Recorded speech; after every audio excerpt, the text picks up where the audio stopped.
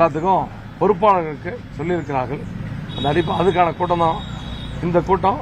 வேற எந்த விதமான செய்தியில நீ கேட்டா சொல்லு. ஜி.கே. மணி இன்னைக்கு இந்த கூட்டத்தில் கலந்துக்கல. அவரு திடீர்னு டெல்லி சென்றதா ஒரு தகவல் ஒன்று வெளியா இருக்கு சார். தெரியல, நான் விசாரிச்சு சொல்றேன். எனக்கு தெரியல, விசாரிச்சு சொல்றேன். சார் வேற என்ன சம்பந்தமா சார் பேசுறீங்க கூட்டத்தில்? அதான் முழுக்க அதே தான். அங்க என்னன்னா இல்ல அதையும் கேட்டாங்க, மருத்துவர் ஐயா கேட்டாங்க. கூட்டணி சம்பந்தமா கூட்டணி அந்த முதல்ல மருத்துவர் ஐயாவுக்கு அந்த அதிகாரத்தை வழங்கி இருக்கிறோம். அந்த அடிப்படையில் நான் மீண்டும் சொல்லுவது ஒரே செய்தி தான். மருத்துவர் ஐயாவுடைய தலைமையிலே மருத்துவர் ஐயா அவர்கள் எந்த கூட்டணியில் இருக்கிறாரோ அந்த கூட்டணி ஆட்சி அமைக்கும். 2026 ஆட்சி அமைக்கும். அப்படியாப்பட்ட ஒரு வெற்றி கூட்டணியை, சிறப்பான கூட்டணியை மருத்துவர் ஐயா அவர்கள் அமைப்பார்கள். சார், பாட்டாளி மக்கள் கட்சியினுடைய தலைவராக மருத்துவர் ஐயா அவர்களும், பொதுச் செயலாளராக முரளி சங்கர் அவர்களும், பொருளாளராக சையத் மன்சூர் அவர்களும் தேர்ந்தெடுக்கப்பட்டார்கள். அதற்கு அங்கீகாரம் வழங்கியிருக்கிறது. அதோடு அந்த பிரச்சனை முடிவுக்கு வந்தது. இப்ப பாட்டாளி மக்கள் கட்சி மருத்துவர் ஐயாவுடைய தலைமையில பல்வேறு பணிகளை தொடர்ந்து செய்து கொண்டு வருகிறோம். நீ பார்த்திருப்பீங்க, ஒசூர்ல நடந்த கூட்டம், இங்க நம்ம சூனாம்பேட்டில நடந்த கூட்டம், இங்க பஞ்சவாட்டியில, இந்த மாதிரி எல்லா இடங்கள்லயும் கிராம கூட்டம். எப்படின்னா கிராம கூட்டம் என்னன்னாங்க, மருத்துவர் ஐயா அவர்கள் எந்த பேனர் வைக்கக்கூடாது, ஸ்டேஜ் கிடையாது, எந்த விதமான பெரிய படம்லாம் கிடையாது, கொடியை கட்ட வேண்டும். பாட்டாளி மக்கள் கட்சி கொடிகளை கட்ட வேண்டும். ஒரு 4 சேரு, அதுல மருத்துவர் ஐயா உட்காருவார். முன்னாடி எல்லாம் படுதா போட்டிருப்போம். படுதா போட்டு பெண்கள், அதாவது பெண்களோடு மருத்துவர் ஐயா அவர்கள் ஒரு கலந்து. ஐயாவுக்கு ஒரு ஆசை என்ன சொன்னா, நானும் கீழே உட்காரதான் ஆசை. அந்த கால் வலியினால கீழே உட்கார முடியல. அதனால ஐயாவை மேல உட்கார வைக்கிறோம். மற்ற எல்லாமே கீழே ஒரு 2000 பெண்கள், அந்த பெண்கள் மத்தியிலே மருத்துவர் ஐயா அவர்கள் உரையாடுவார்கள். இந்த மாதிரி எல்லா கிராமங்களுக்கும் வருவதற்காக ஐயாவுக்கு ஆசை இருந்தாலும் கூட இப்ப ஒரு தொகுதிக்கு 3 இடத்துல போடுவதற்காக ஒரு திட்டமிட்டு இருக்கிறோம். அது மாறலாம், 2 ஆகலாம், 4 5 ஆகலாம், அது மாறலாம். அந்த பணியை நம்ம காஞ்சிபுரம் மாவட்டம் செங்கல்பட்டு சூனாம்பேட்டில் துவங்கிட்டார். அதோட தொடர்ச்சியாக தருமபுரிக்கு போறாங்க. அதுக்காக தான் இந்த கூட்டமே. கிராம கூட்டங்கள் நடத்துவது குறித்த இந்த கூட்டம். 2 பிரிவுகளா செயல்பட்டு வருது. 2 பிரிவும் மக்களை சந்திச்சு வரீங்க. இப்போ ஐயாவும் மக்களை சந்திச்சிட்டு இருக்காங்க. 2 பிரிவா இருக்கிறாங்க. ஆனா மக்களுக்கு இது குழப்பத்தை ஏற்படுத்தும். பாட்டாளி மக்கள் கட்சி என்பது மருத்துவர் ஐயா அவர்கள் தலைமையில இருக்கிற கட்சி தான் பாட்டாளி மக்கள் கட்சி. மருத்துவர் ஐயா அவர்கள் 46 ஆண்டுகளுக்கு முன்பு உழைத்து சுயம்புவாக தன்னுடைய தனிப்பட்ட உழைப்பாலே உருவாக்கிய இயக்கம் வன்னியர் சங்கம். அந்த வன்னியர் சங்கத்தை தொடர்ந்து பாட்டாளி மகிழ்ச்சி, அந்த பாட்டாளி மகிழ்ச்சியுடைய பிதாமகன் மருத்துவர் ஐயா அவர்கள்.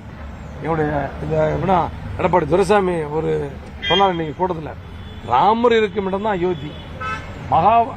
அது ஒரு சீக்கிரம் சொன்னார், எங்க இருக்கிறார். அது மாதிரி பாட்டாளி மகிழ்ச்சி என்பது மருத்துவர் ஐயா அவர் தான். அதுதான் கட்சி, வேற என்ன கட்சி எனக்கு தெரியல. மாவட்ட செயலாளர்கள் கூட்டம், அடுத்தது வன்னியர் சங்கங்களுடைய மாவட்ட செயலாளர்கள் கூட்டம் நடக்குது. அது நாளைக்கு மாவட்ட வன்னியர் சங்க செயலாளர் தேர்தல் ஆணையத்தை அணுகிறதுக்கான அந்த கூட்டமா இருக்குமா? இதுக்கு தேர்தல் ஆணையம் சம்பந்தம் இல்லைங்க. கட்சியினுடைய மிக பவர்ஃபுல் பாடிங்கிறது பொதுக்குழு.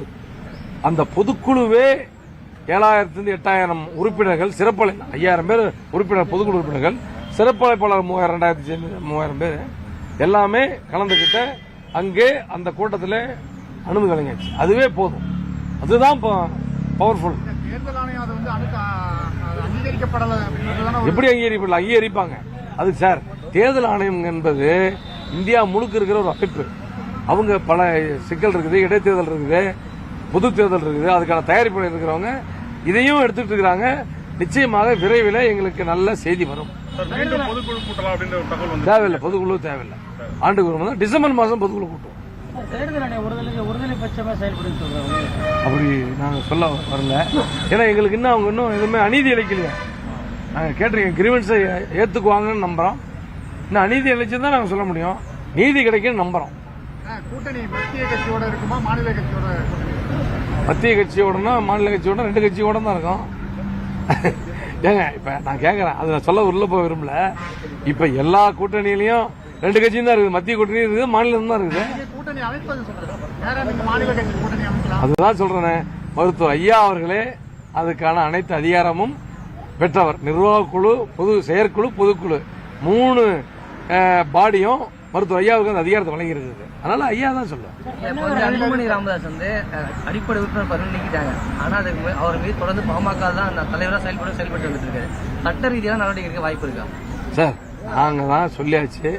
ஒரு பத்திரிகையாளர் சந்திப்பில் மருத்துவர் ஐயா அவர்கள் தெளிவாக கடிதம் கொடுத்துட்டாரு. 17 இது குற்றச்சாட்டுலாம் சொல்லி உங்களுக்கு சொல்லிட்டாங்க. அதுக்கு மீண்டும் அதுக்குள்ள போக விரும்பலையே. அதுக்குள்ள தேவையில்லாத செய்தி. சார், அன்புமணி ராமதாஸ் வந்து பாஜக தான் ஏற்கிற மாதிரி சொல்றாங்களே, அது என்ன? அது எனக்கு தெரியல. நீங்க என்ன சொன்னீங்கன்னா நான் வேணா கேட்டுக்கிறேன். பெண்ணாகரை என்னைக்கு ஸ்டார்ட் பண்றாங்க? என்ன அதான் இப்ப இந்த தேதி முடிவு பண்ணுவோம். 4-5 இருக்குன்னு நினைக்கிறோம். 4 அது இன்னும் இப்ப ஐயா இன்னைக்கு அறிவிச்சிடும். அது அறிவிப்பு வரும், உங்களுக்கு செய்தியே வரும். செய்தி கொடுக்குறோம். வேற என்ன செய்திங்க?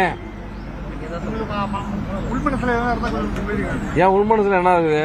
மருத்துவர் ஐயா அவர்கள் கூட்டணி அமைக்க போறாரு. அந்த கூட்டணி தான் வெற்றி கூட்டணி அமையும். வெற்றி கூட்டணி அமையும். என்ன காரணம்? எந்த யாருடைய தலையீடும் இல்லாமல் இப்ப நீண்ட நெடிய நாட்களுக்கு பிறகு மருத்துவர் ஐயா அவர்கள் யாருடைய தலையீடும் இல்லாமல் நாட்டையும் நாட்டு மக்களையும் மட்டுமே சிந்தித்து நல்லதொரு ஆட்சி அமைய வேண்டும் என்பதற்காக அமைக்க இருக்கிற கூட்டணி. இந்த கூட்டணி ஒரு வாரத்துக்குள்ள எடப்பாடி பழனிசாமி வந்து இங்க தைலாபுரம் தோட்டத்துக்கு வரதா ஒரு பேச்சு உண்மையா சார்? தகவல் தேர்தல் இருக்கலாம்.